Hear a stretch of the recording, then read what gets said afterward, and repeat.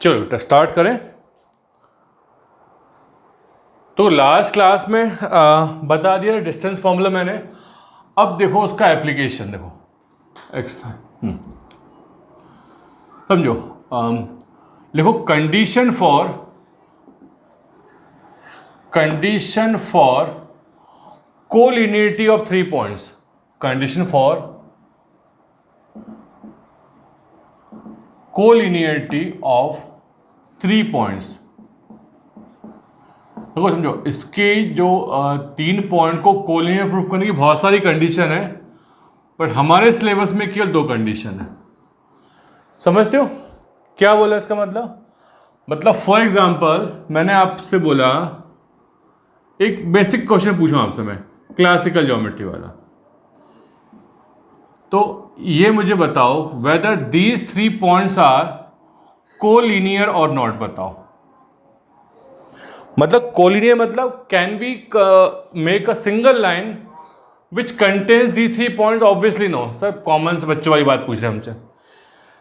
तो classical geometry में बात समझ में आ गई थी, मैंने प्लॉट कर दी। अब मैं इसकी जगह पर मैं क्या बोलूं आपसे, यह काम को समझो। ये तो आपने देख के बोल दिया कि सर ए बी सी क्या है, एक लाइन पे नहीं आ सकते। अब मुझे थोड़ा सा एक इनकी लेंथ के बारे में बताओ जरा। यदि ए बी बी सी और सी ए, सर ये डिस्टेंस के बारे में क्यों पूछ रहे हो आप? क्योंकि अल्टीमेटली हम डिस्टेंस ही तो फाइंड आउट करेंगे बाद में। तो यदि 3 पॉइंट कोलिनियर नहीं है, समझो ध्यान से, यदि 3 पॉइंट कोलिनियर नहीं है तो उनकी डिस्टेंस में क्या रिलेशनशिप होती बताओगे मेरे को? देखो पॉइंट 3 कोलिनियर नहीं है तो गारंटीड है, गारंटीड वो ट्राइंगल बनाएंगे। Is it so? कोई से ही पॉइंट ले लो, ऐसा नहीं है, but point should be non collinear. अच्छा, तो जैसे ही मैंने बेटा ये 3 पॉइंट को ज्वाइन किया ट्राइंगल बन गया। अब ये ए बी क्या है, बी सी क्या है, सी ए क्या है? Sir these are the sides of triangle. और साइड ऑफ ट्राइंगल में एक कनेक्शन होता है, क्या होता है? ये सीखा है सब लोगों ने। इन अ ट्राइंगल मैं बात कर रहा हूं, किसमें? In a triangle, in a triangle sum of two sides is greater than third side. इसी कॉन्सेप्ट का यूज, और भी बेटा एक कॉन्सेप्ट और भी है, एरिया का कॉन्सेप्ट भी है इसमें, वो बाद में बात करेंगे। तो इसका मतलब यदि ऐसा A B plus B C, अब हम ये नहीं बोल रहा कि ए प्लस, कुछ और भी 2 साइड ले सकते हो। यदि ऐसा है तो ट्राइंगल बनेगा। और क्या ऐसा, यदि ऐसा हो जाए तो अच्छा, ऐसा यदि ग्रेटर है तो ट्राइंगल बनेगा, और यदि इक्वल आ जाए तो क्या होगा? देखो ये ए बनाया, ये बी बनाया, ये सी बनाया। अब इस सीक्वेंस से मान के चलोगे पहले ए है, फिर बी है, फिर सी है, तो तुम लोग क्या इसमें ये नहीं बोल सकते क्या, है ना, A B plus B C is equal to A C? तो ये कोलिनियर होने, यदि 3 पॉइंट कोलिनियर हैं तो उनकी डिस्टेंस के बीच में, उन पॉइंट्स के डिस्टेंस में क्या कनेक्शन होता है? कनेक्शन ये होता है कि A B plus B C is equal to A C. तो ये तो कंडीशन है, बस खत्म क्वेश्चन, टॉपिक खत्म। मतलब sum of two distance between any 2 points is equal to distance between the third points. समझो, बताते हैं, समझो सबको सही में आ गया? अब मैं लिखवा देता हूं, मैं इसको लिखवा देता हूं आपको, क्योंकि इतनी जितनी बातें करते हैं ना, कुछ याद नहीं रहती। याद क्या रहता है? बस फॉर्मूला। देखो समझो, देखो मैंने 3 plate A B and C are 3 points, 3 points, ये मैंने 3 पॉइंट ले लिए। ऑब्वियसली पॉइंट नहीं होंगे क्योंकि कोऑर्डिनेट गिवन होंगे। And if A B plus B C is equal to A C, अब मैं हमेशा A B plus B C नहीं कर सकता, ये मान के चल रहा हूं फिलहाल मैं कि पहले ए पॉइंट लिखा है, फिर बी पॉइंट लिखा है, मतलब बी बीच में है, ये मान के चल रहा हूं, बट हमेशा ऐसा नहीं होगा, ठीक है। Then we say A B C are coli, बस इतनी सी बात है। तो आपको इसमें ये याद रखना है, और भी तरीके आएंगे प्रूफ करने के लिए, फिलहाल के लिए लेकिन इतना ही है, ठीक। चलो बेटा नोट करो बेटा इसको। समझो बेटा क्या क्वेश्चन है। क्वेश्चन लिखा हुआ है check whether 83164 and 86 whether these 3 points are collinear और नॉट। देखो 9th क्लास में जब ये क्वेश्चन आया करता था ना, तो आपके पास क्या सॉल्यूशन था, केवल इन तीनों को प्लॉट करो और प्लॉट करने के बाद ज्वाइन करके देखो क्या एक लाइन पे लाई कर रहे हैं, बस। अब उसी का अल्टरनेटिव आ गया जो मैंने कॉन्सेप्ट सिखाया को। देखो तो क्या करोगे आप लोग, पहले ए बी डिस्टेंस निकाल लो। अब डिस्टेंस फॉर्मूला आपको आता है, फिर मैं कॉपी कर देता हूं।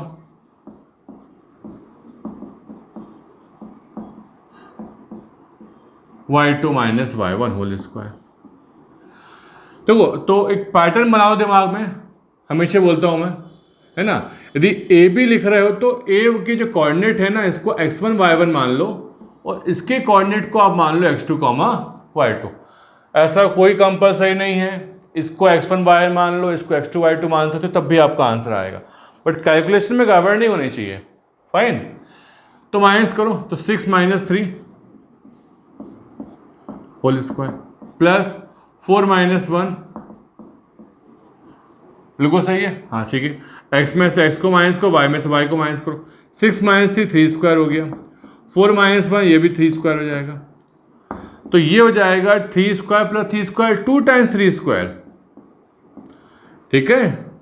तो 3 बाहर निकालो तो कितना आ गया, ये आ गया 2√3। अब ये यूनिट है, ठीक है, पता नहीं ये डिस्टेंस मीटर में नाप रहा है, सेंटीमीटर किस में नाप रहा है, पता नहीं हमको। फाइन, अब आप क्या निकालेंगे, अब आप निकालोगे BC, निकालो BC फटाफट।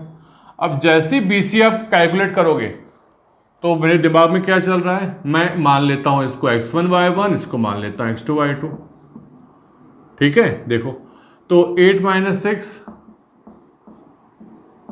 6 minus 4 whole square, so 8 minus 6 that is 2 square, और ये भी 2 स्क्वायर हो जाएगा, तो ये आ जाएगा 2 टाइम्स 2 स्क्वायर। ऐसा करना कंपल्सरी नहीं है, आप इसको 4 प्लस 4 कर लेना तब भी आंसर आ जाएगा, वो दिक्कत नहीं। बाहर निकाल लो, ये हो जाएगा 4, तो ये 2 बाहर आएगा, 2 देखो देखो, अंदाजा बेटा मुझे लग गया है, ये बात समझ में आ रही है, मुझे अंदाजा लग गया है। क्या अंदाजा, गड़बड़ कर दी मैंने, यहाँ गड़बड़ कर दी मालूम है, ये 3√2 होना चाहिए था बेटा, ये थोड़ा सा मैंने गड़बड़ कर दिया 3√2। हाँ इसी में थोड़ा सा मैं कंफ्यूज हो रहा था, अब सही है, अब सही है, अब बिल्कुल सही है, ठीक है। क्या होता है कभी कभी दिमाग डाइवर्ट हो जाता है ना कभी कभी, इसलिए। चलिए अब तीसरा क्या निकालेंगे हम लोग, AC निकाल लेंगे। AC निकाल लो, AC निकाल लो। So this is again the same thing, formula same रहेगा, लगाओ 8 माइनस 3 प्लस 6 माइनस 1, सही है ना, यस सही है, 8 माइनस 3 है, बिल्कुल सही है, पर इस बार मैंने गड़बड़ नहीं किया। 8 माइनस 3 5 स्क्वायर, ये हो जाएगा 5 स्क्वायर, तो 5 स्क्वायर 2 टाइम्स 5 स्क्वायर, बाहर निकालो हो जाएगा 5√2, बस क्लियर है। तो इरेशनल नंबर ऐड कब होते हैं तो मालूम है, ये √2 लिखा हुआ है, ये √2 ऐड हो जाएंगे। अब क्या ऑब्जर्वेशन करना है, तो can we observe, now we observe that, क्या हम लोग ऑब्जर्व कर पा रहे हैं कि if we add AB plus BC is equal to AC, can we say this, yes हो सकता है। देखो ना, अरे AB की लाइन कितनी है बेटा, इट इज 3√2, BC की लाइन कितनी है, इट इज 2√2, और AC की लेंथ कितनी है? सो ऑब्वियसली क्या, तो 2√2 plus 3√2 that is total 5√2 is equal to 5√2. This holds only when ABC are collinear. Fine. यदि ये थोड़ा सा ग्रेटर आ जाता, ये लेस हो जाता, तो क्या बोलते थे इसको हम लोग? ट्राइंगल बन जाता. फिलहाल therefore ABC are collinear. Fine. चलो भाई नोट करो इसको. चलो भाई अब नेक्स्ट लिखो तुम लोग डिस्टेंस फॉर्मूले के एप्लीकेशन में लिखोगे आप टाइप्स ऑफ ट्राइंगल. क्या लिखोगे? ये सबको पहले से मालूम है, बस मैं लिखवा रहा हूं. टाइप्स ऑफ ट्राइंगल मीन्स सबसे पहले ट्राइंगल कौन सा होता है? स्केलेन ट्राइंगल ना. देखो ये तीनों साइड अलग अलग होती ना, मतलब ABC तीनों लेंथ अलग अलग है. That means if AB length is not equal to BC, तीनों अलग अलग है. क्या बोलते हैं इसको हम लोग? कौन सा ट्राइंगल आता है ये? स्केलेन. यस. तो स्केलेन के साथ साथ एक चीज और भी होना चाहिए. क्या होना चाहिए? भले ही ये हमारे पास कैसा ट्राइंगल स्केलेन है, but scalene can be the right angle triangle also. तो इसमें ये भी चेक कर लेना. क्या चेक कर लेना? क्या दो साइड का स्क्वायर थर्ड साइड के बराबर हो रहा है? तो ये भी हमेशा चेक करना. तो ऑब्जेक्टिव में कभी कभी ऐसा दे देते हैं, बोले scalene right angle triangle, scalene but not right angle triangle. तो ये भी चेक करना. तो ये ऐसा है ना, ये तो बाद में कर ही लेंगे हम लोग. राइट एंगल, ये तो सबके साथ कॉमन रहेगा बेटा, ध्यान रखना. ये जो कंडीशन है ना कॉमन रहेगी सबके साथ. अगला आपने सीखा है, क्या सीखा हुआ बेटा? दो साइड इक्वल है. That means any of the two sides are equal, third should be non equal. तो इफ मेरे डायग्राम के हिसाब से AB और AC इक्वल है, पर हमेशा AB AC नहीं होगा. एनी टू साइड्स क्या बोलते हैं? बोलो उसको आइसोसेलेस ट्राइंगल. सबको बात सही में आ गई है? क्लियर है? चलो. अब इसमें भी समझो, इसमें कुछ स्पेशल हमेशा ही वेरीफाई कर लेना. तो ये वाले में क्या हो जाएगा? BC square equal to AB square. इसको लेके याद मत करना, कुछ याद मत करना तुम, तो बस ये वेरीफाई जरूर कर लेना हर बार, हर टाइप के ट्राइंगल में कि आइसोसेलेस प्लस राइट एंगल है कि नहीं है. मतलब ये वाली प्रॉपर्टी होल्ड हो जाना चाहिए. क्लियर है? चलिए. एंड लास्ट क्या बोलते हैं इसको हम लोग? इक्वल. तीनों साइड इक्वल हो जाए. तो if AB BC AC equal हो जाए, तो क्या बोलोगे इसको? आप बोलोगे इक्विलेटरल ट्राइंगल. अच्छा, मुझे एक छोटा सा क्वेश्चन का आंसर दो. Can equilateral triangle be the right angle triangle? है? नहीं हो सकता ना, क्योंकि भाई राइट एंगल ट्राइंगल होने के लिए सबसे बड़ी सा हाइपोटेनस होना चाहिए. इसमें तीनों साइड इक्वल है, पॉसिबल नहीं. तो इसमें आप राइट एंगल चेक करेंगे, बस इसमें चेक नहीं करेंगे. तो इतना सा कॉन्सेप्ट है केवल. ठीक है, इसको नोट करो. फिर बात करते हैं हम लोग क्वाड्रिलेटरल की. ठीक, कर नोट करो फटाफट. चलो नेक्स्ट जो है इसका एप्लीकेशन, वो किसके लिए है? टाइप्स ऑफ क्वाड्रिलेटरल के लिए. तो लिखो types of quadrilateral.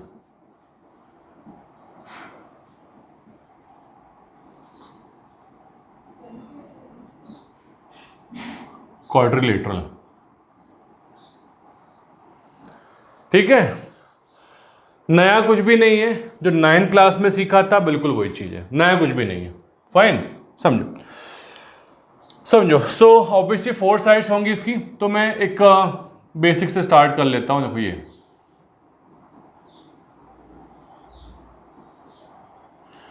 A B C D, चारों साइड इक्वल नहीं होंगी, ये मान के चल रहा हूं मैं। तो इफ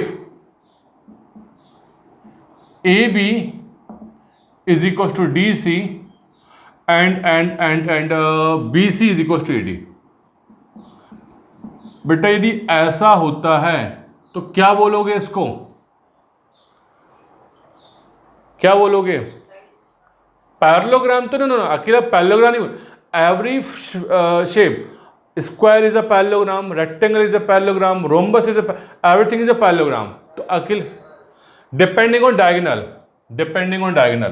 तो यदि ऐसा होने के साथ साथ क्या बोलोगे, यदि हमारे पास क्या आ गया, A C is equal to B D, देखो ये चीज देखो, A C and B D equal नहीं आया और A C is equal to B D आ गया। तो यदि नॉन इक्वल आया, opposite side should be equal, diagonal not equal है, तो क्या बोलोगे? सिंपली बोल दोगे पैरेललोग्राम,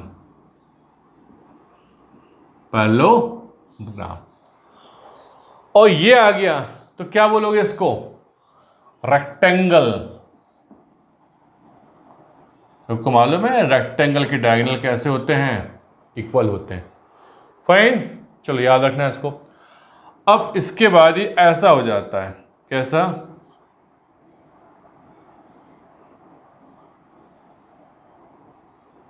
तो ए बी सी डी, तो इसमें तो सिंबॉलिकली मैं ऐसा बना देता हूं। तो इसमें मैंने चारों लेंथ को इक्वल मान के चला है। That mean if A B B C C D A D, चारों लेंथ इक्वल है, सो डिपेंड किस पे करेगा? डायगोनल के ऊपर। तो डायगोनल क्या है बेटा इसके? तो समझते हो बेटा रेक्टेंगल दिखता कैसे है ना भाई? रेक्टेंगल दिखता है ऐसा है, ये समझना तुम लोग। भूल गए हो तो बना लो ऐसा। चलिए अब इसमें क्या हो गया? यस, डायगोनल यदि इक्वल नहीं आए, A C is not equal to B D, तो रोम्बस ही कहलाएगा ये। और if A C is equal to B D आ गया तो रोम्बस का स्पेशल केस या पैरेललोग्राम का स्पेशल केस क्या होता है? ये स्क्वायर। अब स्क्वायर दिखता कैसे है सबको मालूम है, एंगल 90 मेजर करने को नहीं आएगा आपको, ये होता है। Fine, so that means 1 2 3 4 5 6 length, 6 बार आपको डिस्टेंस फॉर्मूला अप्लाई करना पड़ेगा, तब डिसीजन ले पाओगे कि क्या है, कि किस टाइप का कोऑर्डिनेटर है। फाइन, चलो भाई नोट करो इसको जरा, फिर बात करेंगे आपसे आगे। तो देखो क्वेश्चन लिखो, क्या लिखोगे आप लोग? Name the triangle formed by, name the triangle formed by. अब पॉइंट देके रखें तो पॉइंट हम मान लेते हैं ए 3,2, बी -2, -3, और तीसरा है 2,3। ठीक है, ये तो ट्राइंगल किस टाइप का है? राइट एंगल है कि नहीं, जितना अपन इंटरप्रेट कर सकते हैं on the basis of distance formula, सब इंटरप्रेट करो। देखो कुछ भी स्पेशल नहीं है, समझना। तो पहले ए बी की डिस्टेंस निकाल लो, तो फर्स्ट टाइम कर रहा हूं मैं, फॉर्मूला अप्लाई कर रहा हूं, x2 - x1 का whole square, y2 - y1 whole square. सही है, तो एज यूजुअल इसको x1 y1 लिख लो, है ना। जब प्रैक्टिस कर लोगे ना तो इसको बिना लिखे भी काम कर सकते हो आप लोग। ठीक है, फिलहाल लिखो x2 - x1, ध्यान से करना, -2 - 3 whole square, y2 that mean -3 - 2 whole square. -2 - 3 कितना होगा? -5 का स्क्वायर, -5 स्क्वायर, तो ये 25 आएगा प्लस 25 आएगा, मैं 50 ना लिख के इसको लिख रहा हूँ 2 टाइम्स 25, बात तो वही है, डायरेक्ट फैक्टराइज कर दिया मैंने। तो 5 फिर 25 ना, फिर 2 टाइम 25, सॉरी 2 टाइम 25, 5√2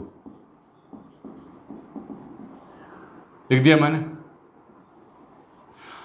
अब BC निकाल लो। अब क्या करोगे, BC निकाल लोगे। जब BC निकालोगे तो इसको आप समझने के लिए x1 y1 मान लो और इसको मान लो x2 y2, सही है। अच्छा, अब डिस्टेंस फॉर्मूला अप्लाई करोगे तो ध्यान से अप्लाई करना, जब प्लस माइनस होता है तो 2 माइनस ऑफ -2, सही में आ गया। ये x2 की वैल्यू 2 है, माइनस फॉर्मूले में है, और x1 की वैल्यू खुद निगेटिव में है, और 3 माइनस ऑफ -3 होल स्क्वायर, सही है। अच्छा, तो ये हो जाएगा बेटे 2 + 2 होल, लो मैं बहुत डिटेल में कर रहा हूं, आप मेंटली यदि कैलकुलेशन कर सकते हो फटाफट बिल्कुल करो, कोई दिक्कत नहीं है। एग्जामिनर कभी स्टेप बाय स्टेप नहीं चेक करता, वो तो लास्ट की स्टेप चेक करता है बस। तो 2 + 2 4, 4 का स्क्वायर 16 + 6 36, सही है नहीं? हाँ सही है, यस। तो इसको हम क्या कर सकते हैं, तो 30 कुछ कॉमन आ पाए, कितना 72 नहीं 42, 52 आ रहा है ना, 13 4 जा, तो 2√13। तो फिलहाल तो ये इक्वल नहीं है, समझो ये तो कन्फर्म है कि ये इसके लिए वो क्या बोलते हैं, इक्विलेटरल तो नहीं है, क्योंकि दोनों साइड अलग आ गई हैं। तीसरा निकाल लो, है ना, तीसरा निकाल लेते हैं फटाफट, AC। तो AC निकालने के लिए इसको हम x1 y1 यूज कर लेंगे, इसको यूज करेंगे x2 y2, है ना। तो ये आएगा 2 - 3 और 3 - 2, तो 1 -1 का square 1 square 1 + 1 that is simply √2, सही है ना। तो इसका मतलब ये स्केल लेंथ तो है, can it be the right angle triangle also. तो ये कौन सा ट्राइंगल, स्केल ट्राइंगल है। अब राइट एंगल ट्राइंगल क्या करोगे आप लोग, एंड एक काम करो, इसी में तुम लोग इसका स्क्वायर भी कर लो। तो AB स्क्वायर 25 2 जा 25 2 जा, ये 50 आ गया। इसी में BC स्क्वायर निकाल लो, तो ये हो जाएगा 4 × 19, तो 13 52 नहीं ये 52, और ये हो जाएगा 2। ओके, यस यस, जो सोच रहे थे हो गया, वो हो गया ना। मतलब it is scale but right angle triangle, so it is, तो since AB square plus AC square is equals to BC square, yes, इन दोनों का स्क्वायर ऐड करने पे इसका स्क्वायर मिल रहा है। इसका मतलब क्या बोलोगे इसको, आप बोलोगे triangle ABC is scale but and right angle triangle, fine. तो ये दोनों चीज हमको इंटरप्रेट करना है, केवल ये नहीं कि 3 साइड चेक करी काम होगी, नहीं, scale plus right angle triangle. ठीक बेटा, चलो कंप्लीट करो इसको। देखो नेक्स्ट क्वेश्चन लिखो। नेक्स्ट क्वेश्चन है, name the quadrilateral, name the quadrilateral.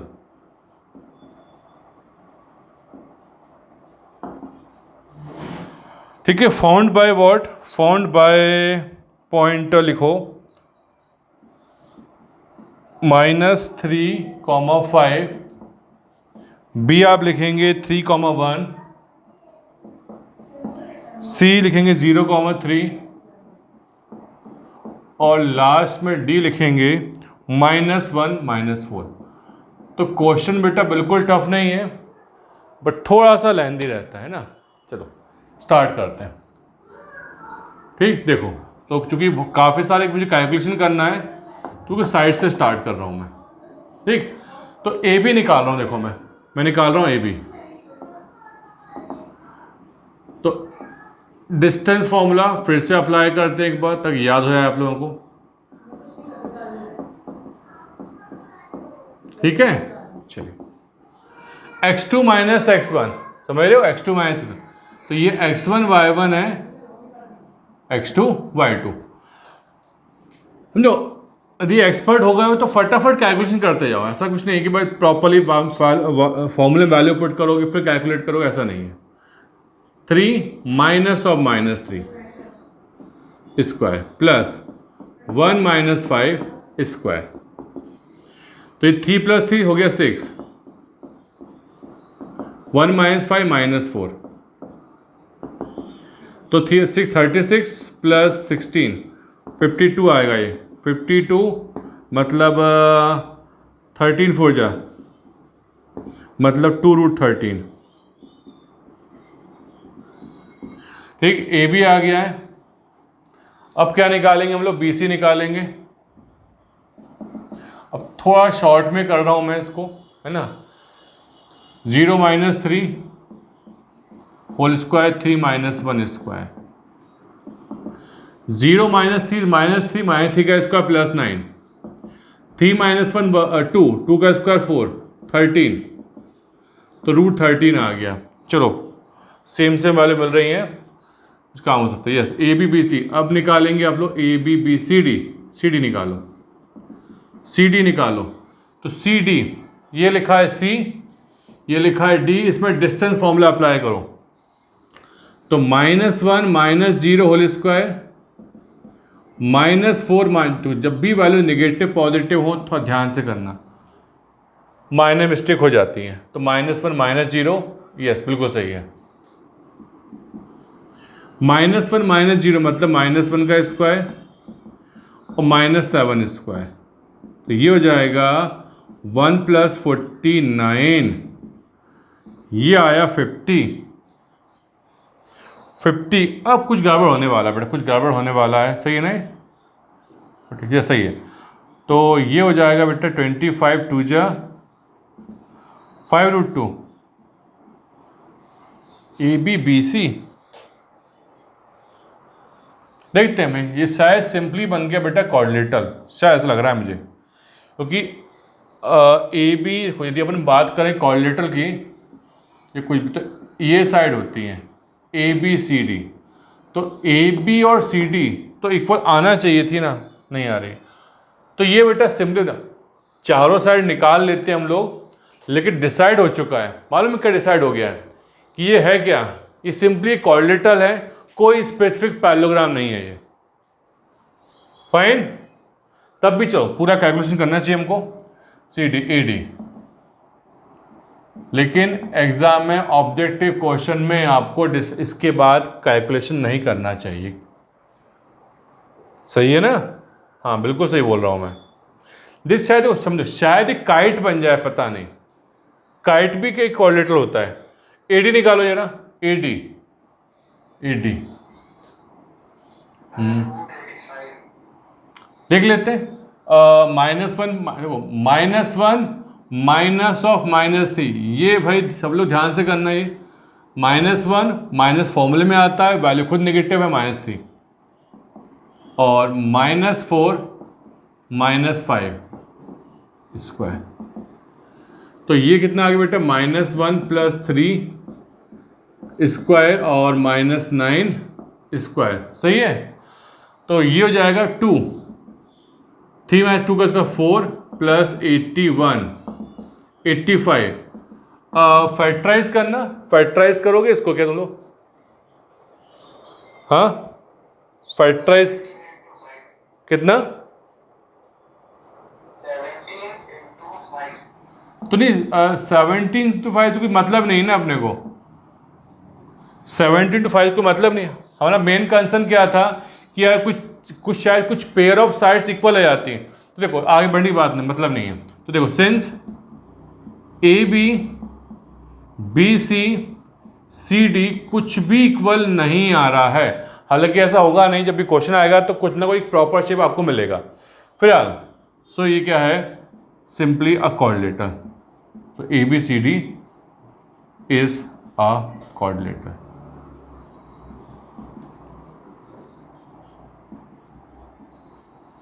ठीक है, ABCD क्या हो गया? सिंपली एक क्वाड्रिलेटरल हो गया। क्लियर है? चलो भाई नोट करो उसको। देखो अब नेक्स्ट क्वेश्चन थोड़ा सा अलग है, मतलब जैसे हम इक्वेशन सॉल्व करते थे ना, बिल्कुल वैसी क्वेश्चन है। देखो क्वेश्चन लिखो, क्वेश्चन लिखा हुआ है ये, find the value of y,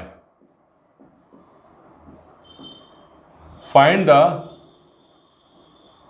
value of y, मतलब इक्वेशन सॉल्व करना है। कौन सी value of y? Find the value of y for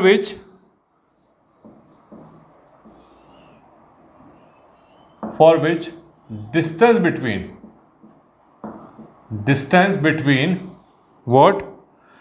Distance between the point P 2, -3 and Q 10, y is 10 unit is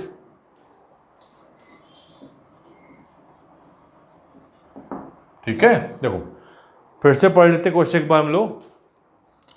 find the value of y for which distance between 2, -3 and Q 10, y is 10 unit. मतलब इस बार दो point के बीच की distance तो available है, तो बताओ y की वैल्यू क्या होगी। देखो बहुत सिली क्वेश्चन है। देखो क्या बोला इन्होंने कि जो PQ है इसके बीच की डिस्टेंस 10 यूनिट की वन है। ठीक है, अब देखो मैं इसमें स्क्वायर लगा लेता हूँ, दोनों तरफ स्क्वायरिंग कर देता हूँ। इससे क्या होगा मालूम? नहीं भी करोगे ना स्क्वायर तो भी काम चलेगा। बस स्क्वायर का केवल एक सेंस होता है कि जो फॉर्मूले में स्क्वायर रूट का आता है ना, वो हम लोग अवॉइड कर देंगे इस चीज़ को। आए सही में? तो ये फॉर्मूले में स्क्वायर रूट आता था वो मत लगाओ। तो ये हो जाएगा x2 - x1 का होल स्क्वायर। सही में आ गया? ये हो गया है 100। अब x2 माइनस, और भी दो ही पॉइंट मेरे पास है, तो ये मान लो x1/1, ये मान लो x2/2। ठीक, बस अप्लाई करो। तो x2 - x1 दैट मीन्स 10 - 2, सब में एम्प्लाइज लगाते जाओ। 10 - 2 होल स्क्वायर और y -3 square is equal to 100 हो गया। ये फाइन, चलो ये हो गया। तो ये हो जाएगा बेटा what 10 - 2 8 square y + 3 square is equal to 100 हो गया। सही है? अच्छा, तो अब चॉइस तुम्हारे पास है, इस इक्वेशन को सॉल्व कैसे करना चाहते हो। देखो तो मैं ऐसा कर दूं, यदि y + 3 का स्क्वायर इज इक्वल टू 100 - 64 कितना आता है बताना ये, है ना? तो ये मेरे ख्याल से आएगा 36। Is it so? हाँ 36 आएगा। अब समझो, अब चॉइस तुम्हारे पास है कि इसका होल स्क्वायर ओपन करना चाहते हो कर सकते हो, और इसका ओपन नहीं करना चाहते तो भी ऑप्शन अवेलेबल मेरे पास। देखो y + 3 square is equal to, इसको लिखो +-6 का स्क्वायर। सब ने सीखा है क्वाड्रेटिक इक्वेशन में, या बेसिक लॉज ऑफ एक्सपेरिमेंट भी तो ये बोलता है, दोनों तरफ यदि पावर सेम है तो बेस भी सेम हो जाएगा। तो 36 क्या होता है? +6 का स्क्वायर भी 36 होता है, -6 का स्क्वायर भी 36 होता है। तो मैंने इसको ऐसा लिख दिया। अब दोनों तरफ से स्क्वायर कैंसिल करो या लॉज ऑफ एक्सपेरिमेंट अप्लाई कर लो। आगे बात सही में, पावर सेम तो बेस सेम, खत्म। प्लस साइन यूज कर लो तो y + 3 इज इक्वल टू 6, तो y इज इक्वल टू 3 हो गया। माइनस साइन यूज कर लो इसमें से, तो y + 3 is equal to -6, y is equal. अब सुनो सुनो सुनो एक मिनट यार, ये y की दो वैल्यू कैसे आ सकती है? पहले काम करो, इसको नोट कर लो, फिर ज्योमेट्रिकल बताता हूँ इस चीज़ को क्यों y की दो वैल्यू आ रही हैं। ठीक है, एग्जाम परफॉर्म नहीं करना इन चीज़ों को, आंसर आ गया दो वैल्यू, बट हमको मालूम तो होना चाहिए दो वैल्यू क्यों आ रही है, इसकी ज्योमेट्री कैसे बनेगी। ठीक, नोट करो बेटा इसको। देखो समझो, आंसर दो क्यों आ रहे हैं बताओ। तो दिख तो रहा है क्वाड्रेटिक इक्वेशन बन गई है, पर ज्योमेट्रिकल सोच के देखो ना यार, कि एक ही पॉइंट है, दो पॉइंट के बीच की डिस्टेंस तो फिक्स होती है ना, अलग पॉइंट कैसे हो सकते हैं, देखो समझो। तो ये जो मैं ग्राफिकल बता रहा हूँ ना, ये मैं वो प्लॉट करके, तो एग्जाम परफॉर्म मत करना, बस सीख लो अभी। x पॉजिटिव है, y नेगेटिव है, x टू अंदाजे से बनाओ, ये रहा, ये बेटा p है। अब देखो x की वैल्यू 10, समझ ना, x की वैल्यू 10 मतलब ये 2 है, 2 3 4 5, यहां पे कहीं पे, इधर देखो, यहां पर देखो, यदि q यहां पे लूं या फिर q यहां पे लूं, दोनों जगह देखना वर्टिकल लाइन बनी मैंने, दोनों जगह बेटा x की वैल्यू 10 होगी। ये डिस्टेंस में 10 मान 2 4 6 8 10, ये है, ये 10 कॉमन 0 है, तो ये 10 y है, ये भी 10 y है। अब देख रहा है, हाँ सर हो सकता है, बिल्कुल सही है, देखो ना ये डिस्टेंस, ये डिस्टेंस बिल्कुल सेम है। तो ट्राइंगल कैसा बनेगा, यदि इनको ज्वाइन कर ले जाए, बन जाएगा आइसोसेलेस ट्राइंगल। फिलहाल तो ये y की दो वैल्यू सबको सही में आ गया, हाँ सर दिख भी रहा है सर, एक पॉजिटिव जा रहा है, देख रहे हो, एक y की वैल्यू पॉजिटिव है, यस 3 है, और दूसरी वैल्यू क्या है, -9, सही में आ गया। तो केवल ये एग्जाम, मतलब एग्जाम परफॉर्म नहीं करना है इन चीज़ों को, बट विजुलाइज करने की जरूरत है कि दो वैल्यू क्यों आ रही है। ठीक, चलो बेटा कंप्लीट करो इसको, करो कंप्लीट करो।